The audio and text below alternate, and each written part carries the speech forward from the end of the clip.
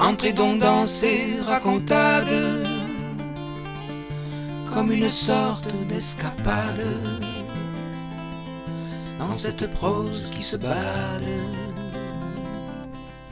qui va du sublime au cagade. La vie, quoi. Vespa ou Lambretta.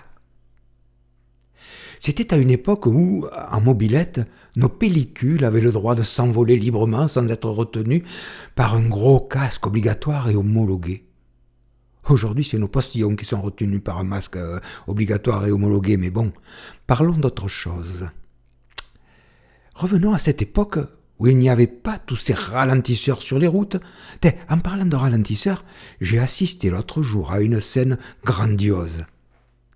Imaginez un peu, devant chez moi, au milieu de la route, il y a un nid de poules depuis des lustres, qui fait évidemment ralentir les véhicules. Et figurez-vous qu'un beau matin, on débarquait 5 ou 6 hommes fluorescents qui sont venus le boucher. Bon, jusque-là, tout est normal, j'étais plutôt content. Mais le même jour, 2 mètres plus haut, ils ont remonté un ralentisseur de 20 cm de haut. Donc, ils ont bouché un trou et ils ont fait une bosse. Tout ça pour un même résultat. Vous allez voir que pour aller moins vite, et tout ça pour notre bien, ils vont nous faire des vélos avec des roues carrées. Pour notre bien. Ça va surtout vous faire mal à notre cul. Mais bon. Allez, reprenons une bouffée d'air pur et retournons dans les années 60.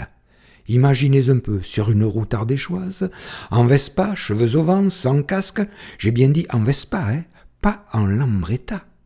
À cette époque, il fallait vraiment choisir, c'était Vespa ou Lambretta. C'était comme être Rolling Stone ou Beatles, ou plus tard Mac ou PC, ou PSG ou OM, ou les Vans ou Joyeuse. Nous étions Vespa au village. Prodigieux engin avec sa roue déportée à l'avant et les filles bien portées à l'arrière. Les Lambretta étaient moins populaires, mais un peu plus snob. Comme l'étaient les Vans, la blanche, par rapport à Joyeuse, la rouge.